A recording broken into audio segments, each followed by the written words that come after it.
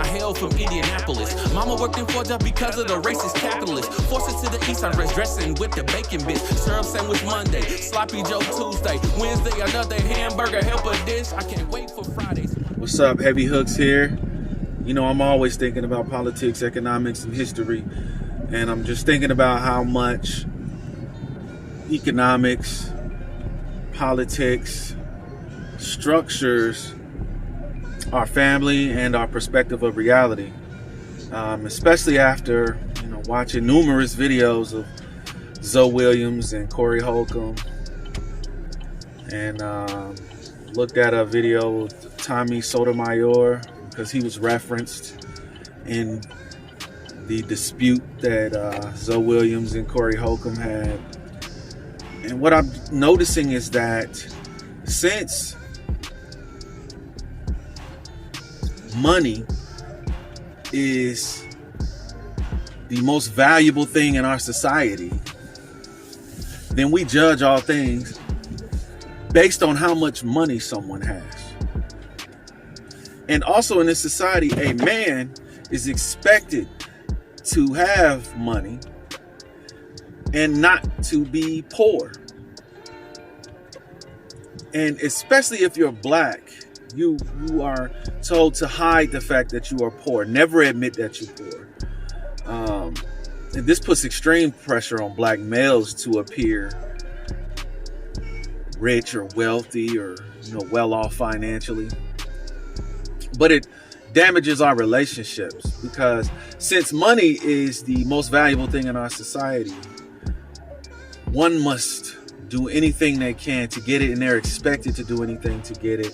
So those that do not have it are looked down upon. They're looked at as people without ambition, without goals, or they're lazy because they have not been able to obtain copious amounts of this money and wealth.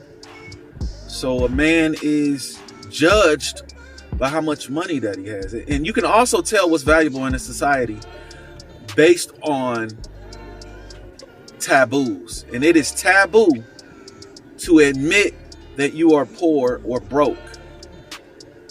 And this is also a hurtful insult in our society, is to be told you are broke or poor. So that's what tells you in a society what is important, what people use to hurt other people, and what people say is taboo.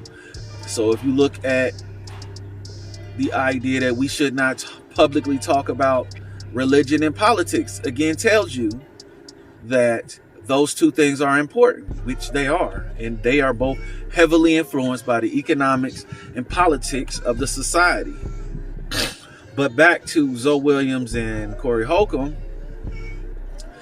I just think that it's a microcosm of the relationships that occur in the United States and globally, but especially the United States, because most arguments are going to be related in some way to money because people do not value trust, loyalty, compassion, love, connections, relationships in the same way that they appreciate and value money, wealth, and physical comfort. So these spiritual things, the connections that you have with each other, the passion, the feelings we have for each other, the way we treat each other, the way we support each other, that is not viewed the same way as someone with a lot of money. And the other problem with this is those people with a lot of money are allowed to disrespect and harm those who do not. Those with money are allowed to hoard things. They're allowed to be wasteful. It's socially acceptable because people will say, well, they got the money to do it. It's okay. But this just damages our relationships because this means our relationships are never, they're not viewed as a way to uplift each other, a way to help each other reach their goals, help each other through tough times, or just be there for each other because we have a responsibility to each other. Instead, we have a responsibility to get in the bag and get in the money. So therefore, we cannot build productive, sustainable, effective relationships. which means we're not building productive, effective relationships with ourselves, within ourselves, because within ourselves we have this feeling to always attempt to get the bag and get the money. So I just see this because you just started to see it in the conversation between Corey and Zoe. Is that Zoe Williams, borrowed some money from Corey Holcomb, and Corey brought that up a lot. And on the show, you can tell, since it was Corey's show and that he has the most money, probably, that he can use this to abuse other people. And we see this all the time on our jobs. The people who make more money are more snobbish and usually feel like they can boss people around. In our friendships, people will pull the money card and, at least I have more money than you. What does that really mean? What does that say? What's in your heart? How do you treat yourself and how do you treat others? Shouldn't we be valuing people based upon that and not how much money is in their bank account? Because if that's the case, then we'd have a lot more great parents and products of great parenting if simply having money produced great things, because it does not.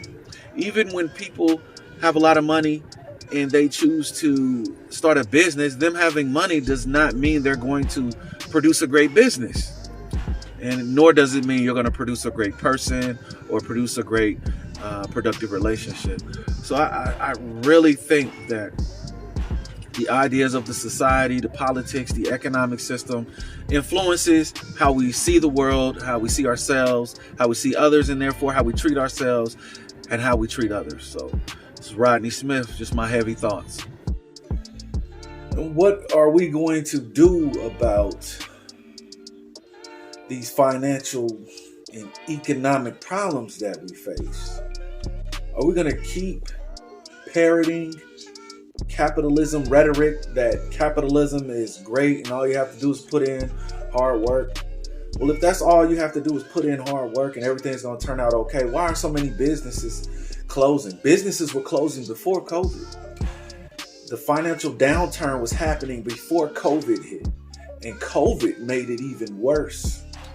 If business owners are so important and so magnificent, then why did the lack of customers hurt business owners' ability to make money? It's because the reality is that there is a symbiotic relationship between the business owner and the customer, as well as the business owner and the employee. We all need each other in this economic system. But with this type of economic system called capitalism, it exploits people. It takes from those who do not have anything and gives it to the small few who do have something. People still don't even understand the difference between the central banks and the commercial banks and what these commercial banks are doing. So just to simplify everything, there's a lot of debt out there. People owe debts to large corporations. They owe so much that they will not be paid. So what are people going to do about that? No matter what, people cannot afford to pay back all of the debt that they owe. Neither can the United States. The United States gives out treasury bills and treasury bonds. Well, not gives out, but other countries buy them. Other countries' central banks buy them. And ever since America went off the gold standard, there has been a surplus of US dollars in these foreign central banks all around the world. So these dollars get recycled back into the United States economy and gives the US an unfair advantage in the global market, because so many foreign banks have these US dollars that they're pretty much forced into keeping and using, because we're also the world reserve currency. But a lot of people don't understand this. A lot of people are not studying global economics, macroeconomics. They're only focused on the microeconomics, as if the micro can, as if micro solutions can solve macro or large economic problems. And it just can't. And this system of capitalism is not producing results that help out the majority of people in this world or this country. There needs to be a change. And this type of talk is what got Dr. Martin Luther King killed, is when you start talking about socialism and communism. And if you just look up the U.S. economy, you'll see that it's a mixed economy, which means it has a mixture of capitalism and socialism already. When you talk about Social Security, Medicaid, Medicare, social programs, that these are elements of socialism. Okay, the private ownership of things, the private ownership of McDonald's and Kroger's and Walgreens and all of that, that's a function or element of capitalism, but the whole society is mixed in with elements of socialism and capitalism.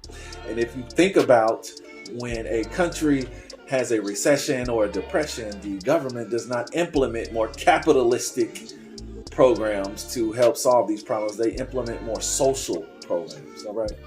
And what are we going to do as our jobs dwindle, as they go overseas, as the wages stagnate and do not go up? What are we going to tell our kids when they grow up and their kids' That we did nothing, that we just kept up a myth of buying power, a myth of the greatness of capitalism?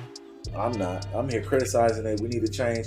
We need a global movement. We need a U.S. movement towards something else.